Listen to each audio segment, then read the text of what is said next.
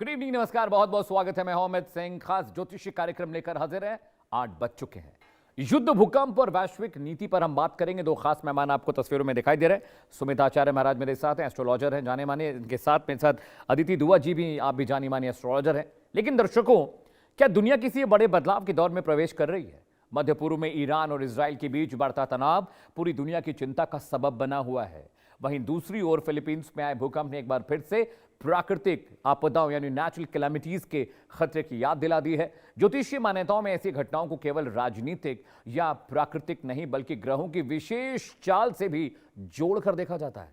मंगल को युद्ध और संघर्ष का कारक माना जाता है, जबकि राहु केतु को अचानक और अप्रत्याशित घटनाओं का संकेत देने वाला ग्रह माना गया है। कुछ ज्योतिषी दावे करते हैं कि ग्रहों की वर्तमान स्थिति दुनिया में तनाव, स्थिरता और बड़े बदलावों की ओर इशारा कर रही है। हालांकि वैज्ञानिक दृष्टिकोण युद्ध को राजनीतिक कारणों और भूकंप को भूगर्भीय गतिविधियों का परिणाम यानी रिजल्ट मानता है। लेकिन सवाल यही है, क्या यह केवल संयोग है? क्या दुनिया किसी बड़े संकट की तरफ बढ़ रही है? क्या युद्ध और प्राकृतिक आपदाओं का यह दौर और भयानक हो सकता है, या फिर यह केवल आशंकाओं और भविष्यवाणियों का खेल है? आज हम समझेंगे, इसी पर बात होगी। ग्रहों की चाल और उनसे होने वाले खतरे और दुनिया में वो क्या भूचाल मचाने वाले हैं। आपको मेरे साथ 2 खास मेहमान दिखाई दे रहे हैं। सबसे पहले मैं सुमित आपके पास आता हूं। ये दुनिया में जो हो रहा है, जंग रुकी हुई थी, जंग फिर शुरू हो गई। अब देखिए, भूकंप आया, दूसरा एक चार्टर्ड प्लेन क्रैश हुआ, बुरी तरह लोग उसमें मारे गए। पिघला हुआ स्टील फैक्ट्री में ब्लास्ट में बह गया, बहुत सारे जो मजदूर थे वहां पर मारे गए। और अब मौसम भी खराब हो रहा है, सुनामी को लेकर अलर्ट जारी हो रहा है, तूफान को लेकर अलर्ट जारी हो रहा है। ज्योतिष इतना बड़ा विज्ञान है कि ग्रहों के बदलते चाल को देख करके हम बता सकते हैं कि आने वाले समय में क्या घटित होगा, और उस हिसाब से घटित होता भी आपने देखा है जी। अभी ज्यादा दिन पहले की बात नहीं है। मैं तो हालांकि बहुत पहले से भविष्यवाणियां करता रहा हूं, लेकिन आपके चैनल पटल पर भी अभी कुछ दिनों पहले ही मैंने ये सारी बातें कही थी कि युद्ध विराम की हालत में भले आ रहा था, लेकिन ये युद्ध जो है ये बहुत लंबा जाएगा। 2032 तक मैं ये इस युद्ध को चलता हुआ देख रहा हूं, और उसी बात को आज सत्य होता हुआ देखता हूं। 2026 को मैंने देखा है कि विस्फोटक प्रवृत्ति का ये वर्ष है, यानी हर जगह विस्फोट और आग से खतरा और आग का तांडव। चाहे आप नोएडा के अंदर का आग देखिए, दिल्ली मालवीय नगर का आग देखिए, लखनऊ का आग देखिए, छत्तीसगढ़ का आग देखिए, आप महाराष्ट्र का आग देखिए, या फिर आज स्टील का पिघला हुआ सरिया लोगों के ऊपर जो गिर गया, जिससे लोगों की मौतें हुई।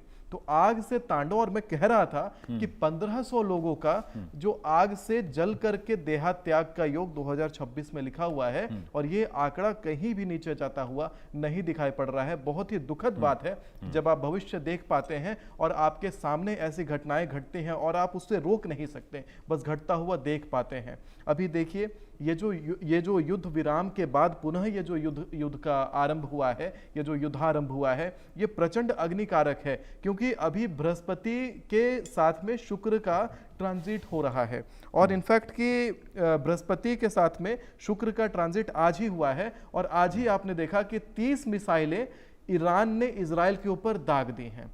30 मिसाइलें बहुत बड़ी बात होती है। लोग इसको गजलक्ष्मी योग कह के कहते हैं कि बृहस्पति और शुक्र जब एक साथ आते हैं तो गजलक्ष्मी योग का निर्माण होता है। मैं हमेशा कहता हूं कि बृहस्पति और शुक्र एक साथ आते हैं, ये मेरी शोध है कि ये देवासुर संग्राम योग भी है। देवासुर संग्राम इसलिए कि देव गुरु बृहस्पति और दैत्यों के गुरु शुक्राचार्य दोनों एक साथ बैठते हैं तो प्रचंड तांडव मचता है। आज 8 जून है। 8 जून को ही शुक्र कर्क राशि में प्रविष्ट हुए हैं बृहस्पति के साथ में। और देखिए, इसी तांडव के बारे में मैं बता रहा था कि देवता और असुर एक साथ भिड़ रहे हैं। वही तांडव है कि 30-30 मिसाइलें एक दिन में दाग दी गई। इतना बड़ा तांडव एक छोटा सा ग्रह का राशि परिवर्तन मचा सकता है। मंगल का राशि परिवर्तन से इतना बड़ा तांडव होता है। बुध से निमित्त ये वर्ष है, शुक्र इसका लग्नेश है, और इसके साथ में बृहस्पति 2083 संवत के राजा हैं। आप समझिए, एक तरफ इस वर्ष के राजा शुक्र और एक तरफ 2083 संवत के राजा देवगुरु बृहस्पति, दोनों भिड़ेंगे तो कितना बड़ा तांडव होगा। अभी तो एक छोटी सी अवधि सामने आ रही है, 16 जून से 14 जुलाई 2026। आपने प्लेन टिकट कैंसिल करवाए ना, हर आए दिन कोई ना कोई फ्लाइट दुर्घटनाग्रस्त होता हुआ न्यूज मिल सकता है। ज्योतिषीय गणनाएं ऐसी बात बताते हैं। इसी अवधि में हमें यह भी दिखेगा कि भारत और पाकिस्तान के मध्य जबरदस्त टकराव होगा। हमें इसी अवधि में यह भी दिखेगा कि भूगर्भीय एक्टिविटीज बढ़ जाएंगी, भूकंप आदि का खतरा बहुत ज्यादा बढ़ जाएगा। और हमें यह भी दिखेगा कि फ्लाइट दुर्घटना में हम किसी नेता को भी खो दें, इस प्रकार का, क्योंकि राज सत्ता का संकट का भय आता है। क्योंकि जो पतित पावन ध्वजा है जगन्नाथपुरी धाम में, जो ध्वजा है, उस ध्वजा के ऊपर आग लगा था और उस ध्वजा के चारों ओर चील मंडरा रहे थे।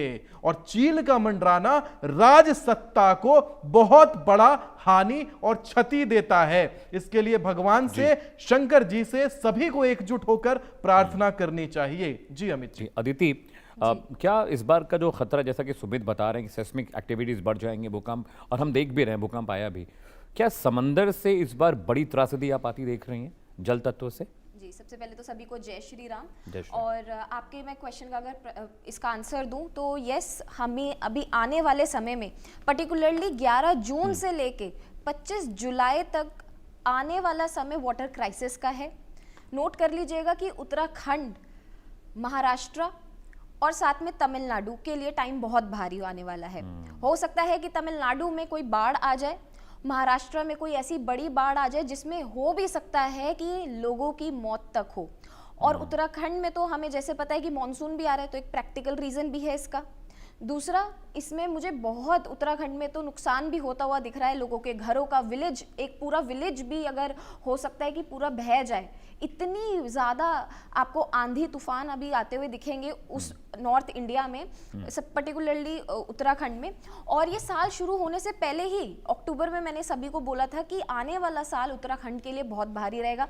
वो देवभूमि है, तो आप जितने भी तीर्थ स्थल की यात्राएं हैं अभी थोड़ा सा अवॉइड करिए। 25 जुलाई तक टाइम थोड़ा सा भारी रहेगा वाटर क्राइसिस से रिलेटेड। और यही नहीं, सिर्फ हमारे भारत में, इवन आउटसाइड इंडिया, जापान जैसे देशों में भी भारी भड़कम सुनामी आने के संकेत हैं। सुमित, जैसा कि अदिति भी बता रहे हैं और आप भी कह रहे थे कि अभी नेचुरल कैलेमिटीज़ का साल ये रहने वाला है, लेकिन जंग को देखिए कि जंग जो थोड़ी सी ईज डाउन होती दिख रही थी फिर से शुरू हो चुकी है। इस बार हूतीज़ भी शामिल हो गए हैं हिजबुल्लाह के साथ, और अमेरिका को मजबूरन इजराइल के साथ हमले करने पड़ रहे हैं। लेबनान में, बेरूत में बहुत हमले हुए हैं, इजराइल में बहुत अटैक्स हुए हैं, ईरान के बहुत सारे इलाकों में इजराइल ने रॉकेट दागे हैं, बैलिस्टिक मिसाइल्स दागी हैं। क्या यहाँ से ये जंग और ख़राब और स्थितियाँ आपको और बिफरती दिखाई दे रही हैं? देखिए, मैं बताता हूं आपको कि 13 अगस्त के बाद और 13 अगस्त से लेकर के 11 अक्टूबर, ये एक ऐसा पीरियड है जिस पीरियड के बीच में आप देखेंगे कि यूरोप के अंदर गृह युद्ध जैसी स्थिति, यूरोप के अंदर यही जो तांडव है युद्ध का, ये यूरोप तक फैलेगा। जब इसको फैलना है, इसका विस्तार का योग है, तो आप समझिए कि केवल ये ईरान और इजराइल, ये केवल ईरान और यूएस तक सीमित नहीं रहने वाला है। इसकी जो युद्धाग्नि है वो अमेरिका, इसकी जो युद्धाग्नि है वो यूरोप भी पहुंचेगी। और जैसा कि अभी आपने एक प्रश्न अभी देखा कि नेचुरल कैलामिटीज को लेकर के, फिलीपींस के अंदर जो भूकंप आकर के जो सुनामी का त्रासदी मचा है, ये बात भी आपके चैनल पटल पर मैंने करी हुई थी कि आप देखिएगा 16 मई से लेकर के 14 जून के बीच में, जो मेरी वीडियो, अगर पुरानी वीडियो निकालिए आप लोग, तो 16 मई से 14 जून के बीच में मैं बार बार बता रहा था कि इस अवधि में सुनामी का बड़ा तांडव का योग है। आपने थंबनेल भी सुनामी आएगा ऐसा कुछ लगा भी रखा था, यूट्यूब पर पड़ा हुआ है वीडियो, इंडिया न्यूज़ के ही पटल पर। तो ऐसी चीज़ें अभी हमने आती हुए देखी हैं। आने वाले समय में भी काफ़ी सारे बड़े विघटन दिखाई पड़ रहे हैं। लोगों को मैं कह रहा था कि शेयर मार्केट से और बैंकों से पैसे विड्रॉ करिएगा और उसको सोने और चांदी जैसे स्थिर चीज़ों में लगाइएगा। सोने चांदी में लगाने के बाद आपको फ़ायदा, क्योंकि करेंसी को कहीं ना कहीं मैं बदलता हुआ, कोलैप्स करता हुआ देख रहा था।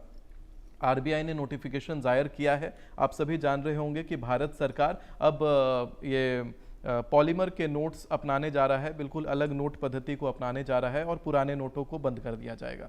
तो ये सारी जो चीज़ें अब घटित हो रही हैं, ये भविष्यफल हम लोग ग्रहों के माध्यम से पहले समझ सकते हैं। 1 वर्ष पहले, 5 वर्ष पहले तक भी हम लोग चीज़ों को समझ सकते हैं और उसी का भविष्यफल आज इस चैनल पर आपके सामने कहते हैं। इस वीडियो क्लिप के साथ में आपको जो भी जानकारियाँ साझा की जा रही हैं, आप उसे व्यास वचन समझ करके उसे मानिएगा और अपने जीवन पर पारित करिएगा, क्योंकि इससे आपके जीवन को दिशा भी मिलेगी और आने वाले खतरों से आप बचेंगे भी।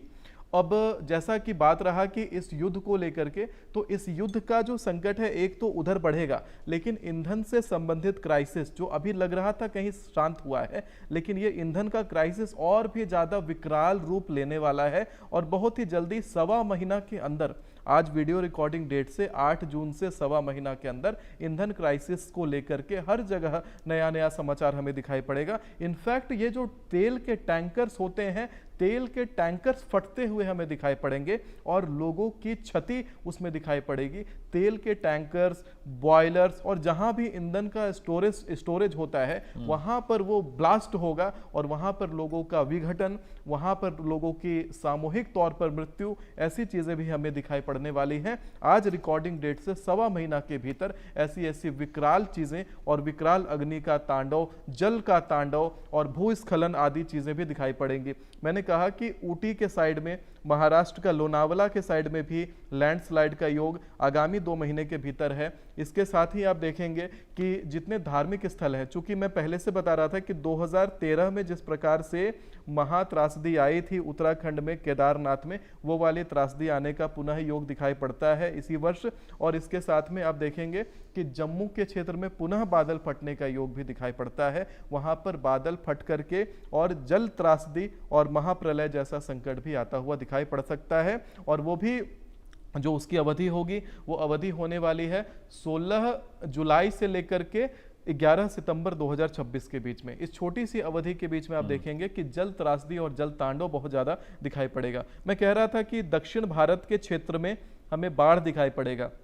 आज 9 लोग केरला में बाढ़ के कारण मारे गए हैं और यही 14 जून, चूंकि यहाँ भीषण गर्मी पड़ रही है और वहाँ ऐसी भीषण गर्मी के समय में कोई बाढ़ का अंदाजा भी नहीं लगा सकता था और वहाँ पर बहुत भयंकर बाढ़ से त्रासदी आ रखी है। आने वाले समय में दक्षिण भारत का जो प्रांत है वहाँ बाढ़ से बड़ी त्रासदी आएगी जो पिछले 10 सालों का रिकॉर्ड ब्रेक करेगी। और उत्तर भारत में भी इस बार भारी वर्षा होगी, जबकि अगर पूर्वी भारत देखा जाए तो कम वर्षा होगी पश्चिमी भारत के मुकाबले, और पश्चिमी भारत भी रिकॉर्ड तोड़ेगा। ठीक है अदिति, जैसा कि सुमित बता रहे हैं, क्या भारत में भी बड़े भूकंप की आशंका आप देख रही हैं?